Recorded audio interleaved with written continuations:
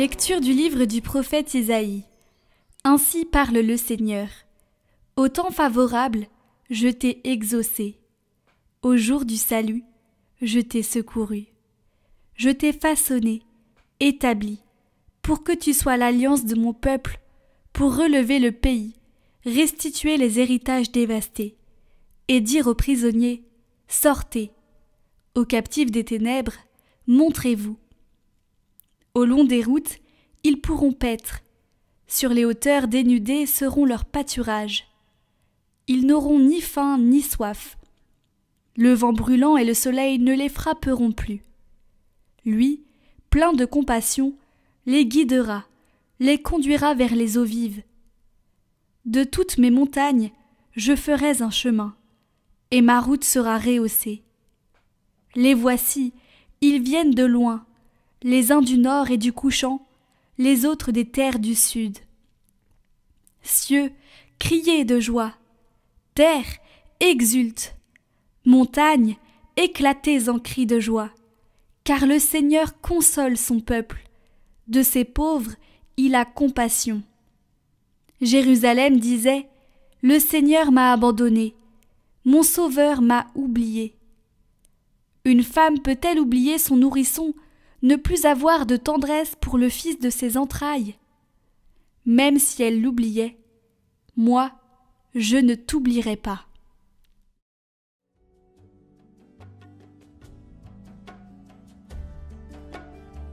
Le Seigneur est tendresse et pitié, lent à la colère et plein d'amour. Le Seigneur est tendresse et pitié, lent à la colère et plein d'amour. La bonté du Seigneur est pour tous, sa tendresse pour toutes ses œuvres. Le Seigneur est vrai en tout ce qu'il dit, fidèle en tout ce qu'il fait. Le Seigneur soutient tout ce qui tombe, il redresse tous les accablés. Le Seigneur est juste en toutes ses voies, fidèle en tout ce qu'il fait. Il est proche de ceux qui l'invoquent, de tous ceux qui l'invoquent en vérité.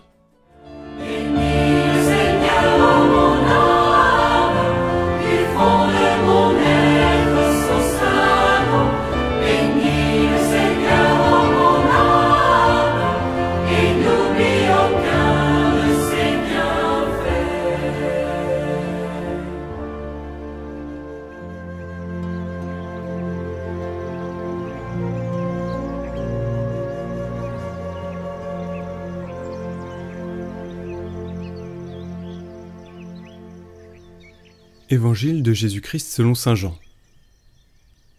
En ce temps-là, après avoir guéri le paralysé un jour de sabbat, Jésus déclara aux Juifs : « Mon Père est toujours à l'œuvre, et moi aussi, je suis à l'œuvre. » C'est pourquoi de plus en plus de Juifs cherchaient à le tuer, car non seulement il ne respectait pas le sabbat, mais encore il disait que Dieu était son propre Père, et il se faisait ainsi l'égal de Dieu. Jésus reprit donc la parole. Il leur déclarait : « Amen, Amen, je vous le dis. Le Fils ne peut rien faire de lui-même. Il fait seulement ce qu'il voit faire par le Père. Ce que fait celui-ci, le Fils le fait pareillement. Car le Père aime le Fils et lui montre tout ce qu'il fait. Il lui montrera des œuvres plus grandes encore, si bien que vous serez dans l'étonnement. Comme le Père, en effet, relève les morts et les fait vivre, ainsi le Fils lui aussi fait vivre qui il veut. Car le Père ne juge personne. Il a donné au Fils tout pouvoir pour juger, afin que tous honorent le Fils comme ils honorent le Père. Celui qui ne rend pas honneur au Fils ne rend pas non plus honneur au Père qui l'a envoyé. Amen, Amen, je vous le dis, qui écoute ma parole et croit en celui qui m'a envoyé, obtient la vie éternelle et il échappe au jugement, car déjà il passe de la mort à la vie. Amen, Amen, je vous le dis, l'heure vient, et c'est maintenant, où les morts entendront la voix du Fils de Dieu, et ceux qui l'auront entendu vivront. Comme le Père, en effet, a la vie en lui-même, ainsi a-t-il donné au Fils d'avoir, lui aussi, la vie en lui-même. Il lui a donné pouvoir d'exercer le jugement, parce qu'il est le Fils de l'homme. Ne soyez pas étonnés. L'heure vient où tous ceux qui sont dans les tombeaux entendront sa voix. Alors, ceux qui ont fait le bien sortiront pour ressusciter et vivre, ceux qui ont fait le mal pour ressusciter et être jugés. Moi, je ne peux rien faire de moi-même.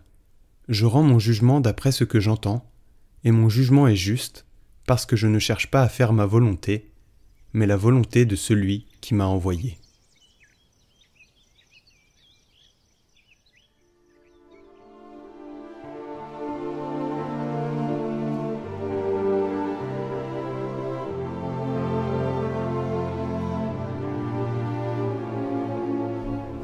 Commentaire de Bienheureux Marie-Eugène de l'Enfant Jésus.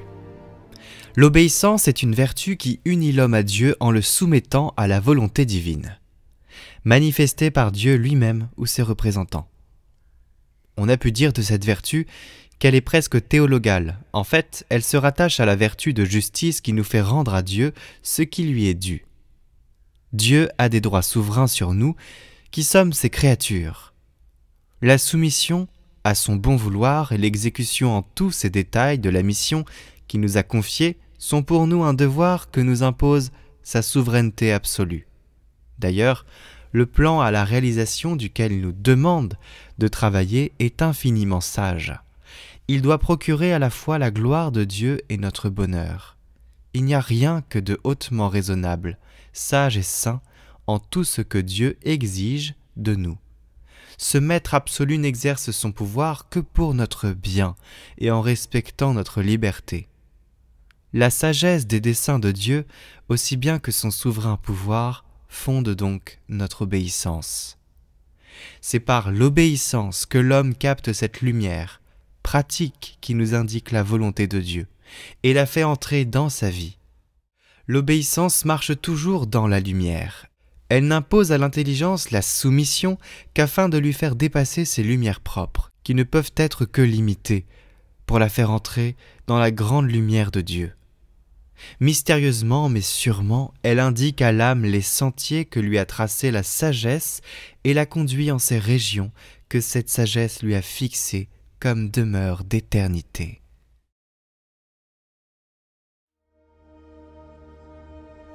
Votre parcours de carême, chaque jour, proposé par Radio Maria et Catoglade. Bonjour à tous, aujourd'hui on se retrouve pour le dernier parcours sur le burn-out, la dernière intervention de Pascal Lafrogne qui va porter donc sur le burn-out, qui va nous expliquer, en quelque sorte qu'est-ce que c'est et comment s'en sortir, et nous donner aussi un livre de référence. Chers abonnés de Catoglade, bonjour. Chers auditeurs de Radio Maria, bonjour. Nous nous voyons pour ce troisième volet de ce petit parcours Foi et médecine.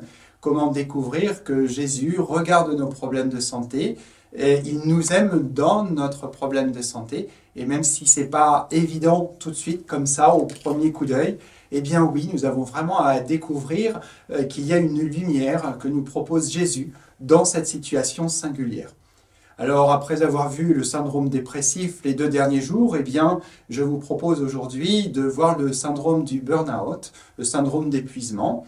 Et comme hier et avant-hier, eh bien, je vous rappelle la phrase qui éclaire un petit peu, c'est le petit enseignement, c'est la phrase que l'on trouve au chapitre 10 de Saint Luc, où au moment où il envoie les 72 disciples en mission, il leur dit « Et en toute ville où vous entrerez et on vous accueillera, vous pourrez guérissez les malades et dites-leur, le royaume de Dieu est à vous. Il est tout proche de vous. » Voilà. Alors, le syndrome du burn-out ou syndrome d'épuisement, eh bien, il peut survenir dans un milieu professionnel, c'est celui qu'on connaît le plus fréquemment, mais il peut arriver dans le milieu associatif, il peut arriver dans le milieu bénévole, il peut arriver dans l'église, il peut arriver aussi dans la famille, dans le foyer. J'ai vu des mères de famille en syndrome d'épuisement. Alors épuisé, ça veut dire ce que ça veut dire. Épuisé, la dernière goutte du puits a été enlevée, il n'y a plus d'eau dans le puits. Il n'y a plus de batterie dans le téléphone, il n'y a plus d'essence dans le réservoir et le moteur s'éteint.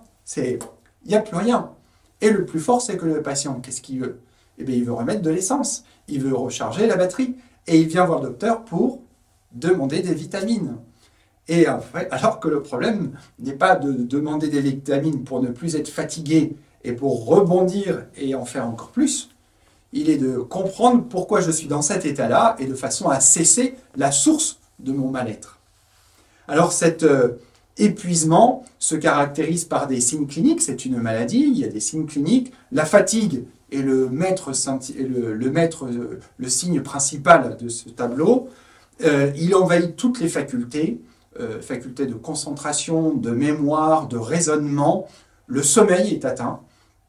Le cerveau tourne en permanence, une véritable toupie, même la nuit. Les patients décrivent qu'ils sentent leur cerveau fonctionner. Et le cerveau cherche toujours à en faire plus pour colmater ce qu'il n'est pas arrivé à faire la journée qui vient de passer. Et c'est une véritable boule de neige, un véritable cercle infernal. Et finalement, on est en train de germer un sentiment d'inefficacité, de déception, de culpabilité, un sentiment d'échec permanent devant la tâche à accomplir. Et puis, ça peut arriver jusqu'à la perte de confiance en soi. Et ça peut même aller jusqu'à un sentiment de décrochage en disant, de toute façon, je suis plus bon à rien, il faut que je l'accepte, c'est comme ça, je le savais. Alors, à l'origine de ça, eh bien, il faut savoir qu'il y a une bonne intention, bien évidemment. Il y a l'envie de bien faire, et il y a l'envie de se donner sans mesure et généreusement. Et ce sont les deux situations principales que j'ai pu rencontrer. Peut-être y en a-t-il d'autres, mais c'est celles qui m'ont frappé. Et ces deux vertus, à la base, eh bien, quand elles passent dans l'excès, eh bien, elles deviennent un perfectionnisme, un contrôle des événements, et un don de soi, mais qui est dans le don de soi pathologique. Et alors attention, mes propos ne sont pas une invitation à la médiocrité, à ne plus rien faire et à attendre que les événements passent. Il ne s'agit pas de ça. Il s'agit d'être dans la justesse, dans la mesure, dans la prudence. Nous avons reçu des talents du Seigneur, Dieu nous a donné ces talents et il nous demande de les faire fructifier, mais à une juste mesure. Et le générateur de cela, eh bien, c'est notre péché originel qui a tendance à nous faire croire que l'on peut tout faire, que l'on sait tout faire, que nous sommes les seuls à pouvoir le faire. Et le père Pascal Hide a écrit un très bon bouquin sur ce sujet, je vous invite à le parcourir, et il décrit cette attitude que, en fait, au lieu de se fixer sur l'autre et sur les besoins de l'autre, eh bien, finalement, je me focalise et je deviens attentif à l'acte lui-même, non pas à la personne, mais à ce que je fais. Et est-ce que ce que je fais, c'est bien? Est-ce que je fais, c'est parfait? Est-ce que ce que je fais, c'est assez? Est-ce que je ne peux pas en faire plus? Sauf que l'objet de tout ça, c'est l'autre. C'est pas ce que je fais. Voilà. Et à ce moment-là, eh bien, on passe de sauveur au sauveteur pathologique. Et ça, le père Pascal Hide le décrit très très bien. Alors, maquillés par le démon, tous ces comportements apparaissent comme d'authentiques vertus. Et derrière tout cela, il peut y avoir un besoin de reconnaissance, la recherche d'une confiance en soi, ou un oubli des vraies priorités. Et cette fatigue, ces signes cliniques, doivent faire consulter sans attendre un médecin pour se reposer, pour récupérer de la batterie. Il faudra passer du plus ou du trop faire à bien faire et juste faire. Alors dans le regard de Dieu, dans le regard du Christ, eh bien, je suis amené à contempler que seul Dieu est parfait, seul lui, et qu'il m'a donné ses talents, il m'a donné aussi sa grâce pour les utiliser et agir, et que je collabore à son action. Mais je ne suis qu'un collaborateur, je contribue. Je ne suis pas le maître agissant, c'est Dieu le maître. Et il me donne des talents pour collaborer à sa création. Et dans mon état de pécheur, avec mes talents et avec mes limites, il attend de moi que j'agisse avec justesse et avec mesure. Alors, le contrôle parfait des événements, eh bien, c'est un mythe qui ne fait pas partie de notre monde. La vie, elle se déroule sans que j'y puisse quoi que ce soit. Elle est abîmée aussi par la faute originelle et le péché originel. Et nous tâchons d'y participer du mieux que l'on peut avec ce que l'on a. avec docilité, avec humilité, et dans la volonté du Père et de sa divine providence. Et c'est dans cette acceptation que nous trouverons le vrai chemin de la sainteté. C'est là où nous attend Dieu, c'est là où nous attend le Christ. Alors ce que je vous propose, eh bien, c'est de demander cette grâce, de pouvoir connaître nos talents, de connaître ce chemin de sainteté et de connaître eh bien, cette voie de la justesse, de la mesure qui nous amènera à la sainteté et de s'y soumettre dans la docilité, dans la confiance. Voilà. Soyez bénis, je vous porte dans mes prières et pour clore ce petit topo, eh bien, je vous propose de poursuivre votre méditation avec l'évangile de Saint Marc au chapitre 4, au verset 35 à 41, et de méditer un petit peu le chemin de sainteté auquel Jésus, le Christ, notre Sauveur que nous attendons, eh bien, auquel nous sommes invités. Amen. Pour aller plus loin sur ce sujet, nous vous proposons ce livre, Le Burn-out, une maladie du don, de l'auteur Pascal Hide, aux éditions Emmanuel et Casar. Le burn-out, tout le monde en a entendu parler et sait qu'il se manifeste par l'épuisement. Les chercheurs ont montré que cette maladie moderne touche particulièrement les personnes généreuses. Est-ce dire que, pour éviter le burn-out, il faudrait renoncer à aider les autres ?